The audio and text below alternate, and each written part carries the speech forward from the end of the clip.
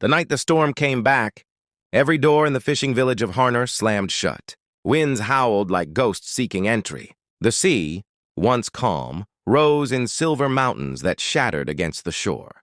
Children hid under beds, and even the elders, who had seen too many wars, whispered old prayers they no longer believed in. Because 12 years ago, a storm just like this had taken him. Ronan, son of Harnor, commander of the border guard, vanished in the tempest that followed the siege of Valmir. His men said he'd drowned while trying to save their flag from falling into enemy hands. The sea gave no body, no sword, no closure. Only his widow, Lyra, stood by the cliffs for months, her red cloak snapping in the salt wind, whispering his name to a heartless horizon. Now the wind howled the same way, and as lightning struck the old pier, a silhouette appeared, tall, cloaked, walking through rain as if it bent away from him. His right hand held something heavy. When the next flash split the dark, the villagers saw gold gleam, a crown, broken at one side, marked with the sigil of Valmir, their ancient enemy. Someone whispered, trembling, "Guess who the storm brought back?" And Ronan lifted his head, eyes glinting with something colder than the sea. The man they buried in legend had returned, and he wasn't alone in his silence. By dawn, the storm was gone, leaving wrecked boats and questions behind. Ronan stood at the old temple steps, the Valmerian crown glinting beside him. The elders gathered cautiously, wary of what they were seeing.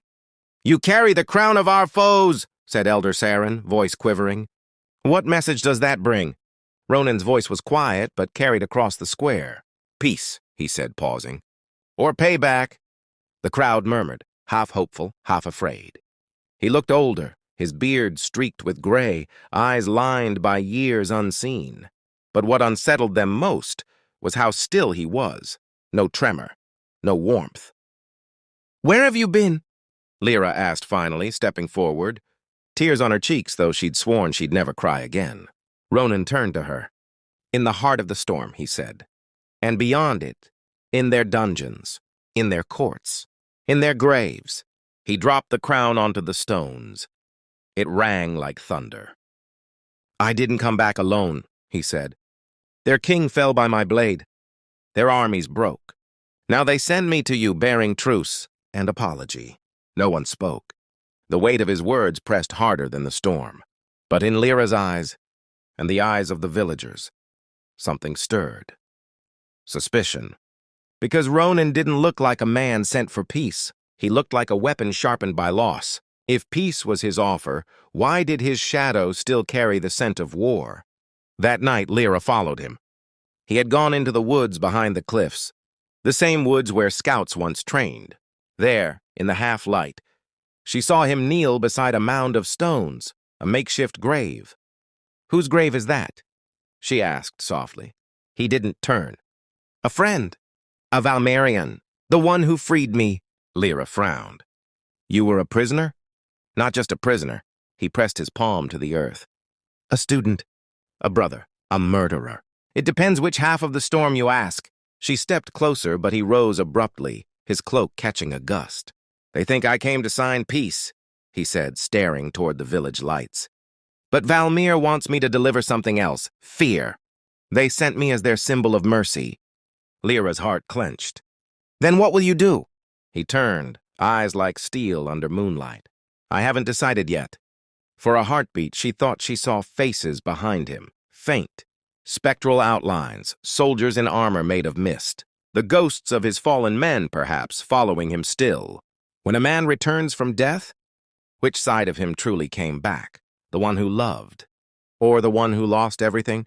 The next morning, Harner woke to smoke. Someone had set fire to the watchtower. And the village's banner, the same. Ronan had once died defending, burned above it. "Valmerian spies!" shouted the guards. "They followed him here." Ronan arrived at the square, sword drawn, not the steel of Harner, but Valmerian blackglass. The crowd recoiled. Even Lyra stepped back as whispers turned to accusations. "He brought them here," someone yelled. "He's their pawn." Ronan's jaw tightened. "If I were their pawn, you'd all be dead already." The guards surrounded him. Elder Saren stepped forward. "Then prove it," he said. "Prove your loyalty." Destroy the crown you carry. Here, before all of Harner. The crown lay on a stone plinth. Ronan stared at it, the gold warped, the jewels dull with seawater. His reflection stared back, not the man he was, but the weapon he had become. He lifted his sword, and instead of striking the crown, he drove it into the earth beside it. No, he said, I'll destroy no symbol of peace. But if you want war, I can give you that too. The villagers gasped. And then from the cliffs came horns, Valmerian war horns. The storm had not brought peace to Harnor.